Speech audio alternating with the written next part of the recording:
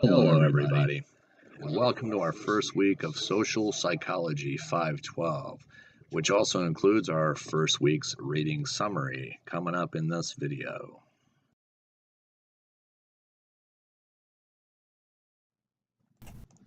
Our summary will integrate the journal articles by Milgram and Zimbardo, as well as from our two textbooks. Within the many fields of psychology, social psychology seeks to understand how individuals think, feel, and behave in a social context by use of the scientific method. Within the many, though it is a fairly young discipline, let's say somewhere around the 1880s or so, it has widely expanded by overlapping into other subdisciplines of psychology, such as personality psychology, clinical psychology, and cognitive psychology, and it continues to grow, especially through the use of technology like PET scans or fMRIs to help with brain imaging. Now, one important expansion that social psychology seeks to make is the bridging of cultures using a cross-cultural approach. Among the many reasons of importance for this kind of approach, one lies in that of qualitative and quantitative research. Specifically, a cross-cultural approach can help with external validity with a greater ability to generalize to the population. Now notice I said a greater ability to generalize.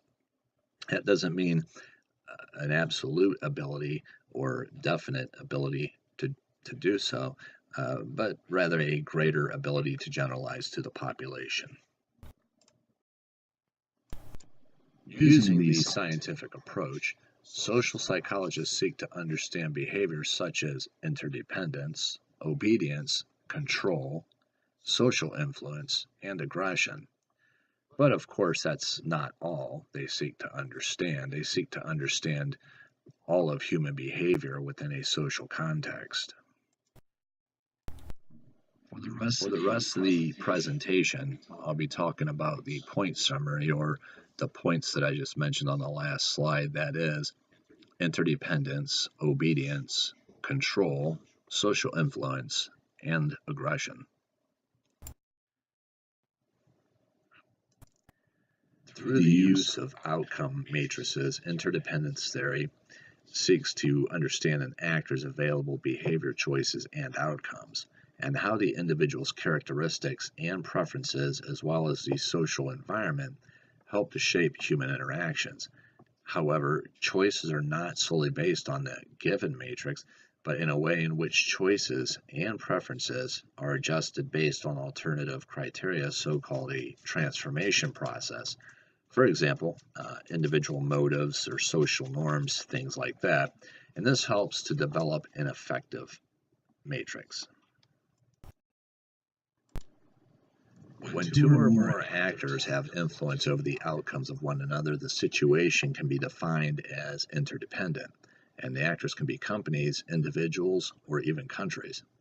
Some of the core ideas for understanding interdependence theory are outcome matrices, comparison levels, alternatives, dependence, and power. A partnership that utilizes mutual partner control and joint partner control can be seen as cooperative, as opposed to uncooperative.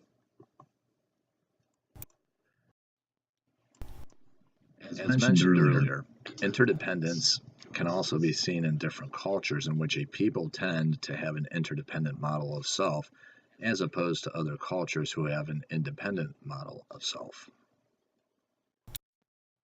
An element of obedience is necessary in holding societies and social life together today, as it binds people to systems of authority. Obedience can be so ingrained in some that a behavioral tendency to obey can outweigh a person's ethical and even moral values. This was shown by the subjects delivering electric shocks in Milgram's experiment. Depending on the motivation behind the request of obedient behavior, as by the request of a leader, it could lead to well-being or it could lead to serious detrimental and dehumanizing effects both physically and psychologically. On the other hand, those who give acceptance to the slightest request for obedience or are prone to do so can find themselves in the same position or worse. In the sense of interdependence, bilateral actor control, correspondence as opposed to non correspondence, cooperation, and certain orientation values such as maximizing outcomes for both self and other, all taken together, can help develop a healthy and helpful kind of obedience.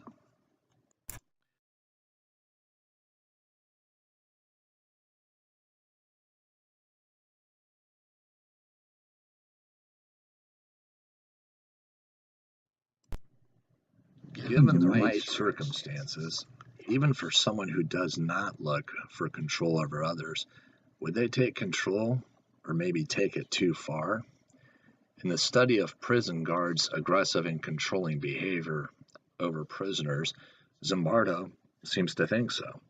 The guards showed an unprecedented degree of control over the prisoners expressed in demands, sanctions, punishments, and the threat of physical power. In fact, after the study, the guards said that having that sense of power was exhilarating. This power became a baseline for all the hostility that they had shown the prisoner subjects. It was by their own power, by the way, not by the experimenters' power, that the guards had taken away practically all the rights of the prisoners, including times and conditions of sleeping and eating, even going to the bathroom, and that's all within about a day or so after the study started. These basic amenities were controlled by the guards and given as rewards. After a while, unfortunately, the prisoners just gave up behaving at all. According to Rumble on interdependence theory, the kind of partnership that the prison guards exhibited during the Zimbardo study would be considered a unilateral dependence type of relationship, which is obviously not a stable one you wouldn't want to have. How often are we influenced by our peers, co-workers, or anyone else? It's an intriguing phenomenon that some people will allow themselves to be influenced into doing destructive things. Likewise, why did so many follow Hitler into detestable things?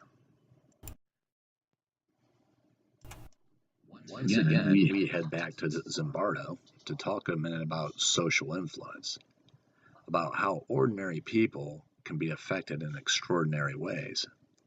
In his study, guard duty brought with it a kind of social status with the prisoners. However, those guards that were most hostile appeared to have influence over the less hostile or even passive guards as well. The guards who were less hostile even emulated the behavior of the more hostile guards in fear that not to be tough and arrogant was considered to be weak.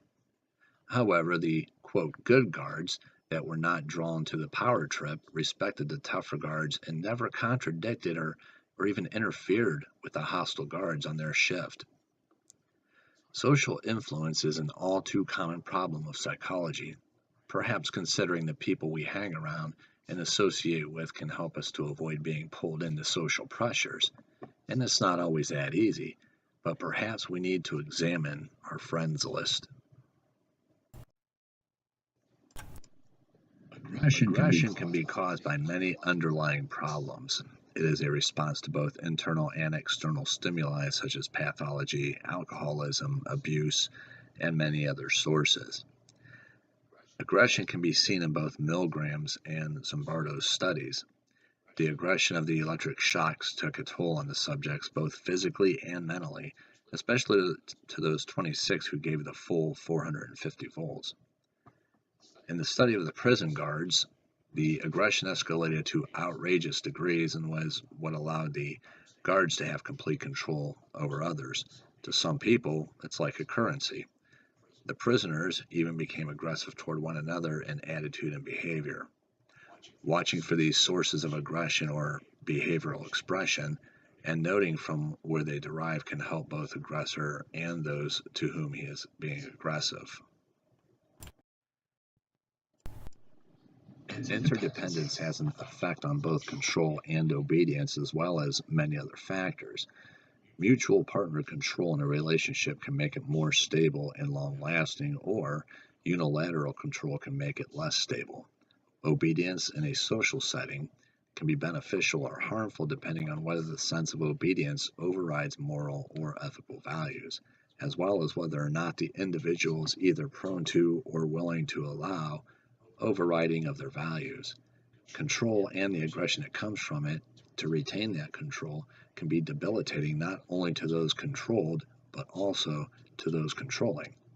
All of these and more, when taken together within a social context, can help us to develop a better understanding of behavior and perhaps devise new ways of modification for better outcomes.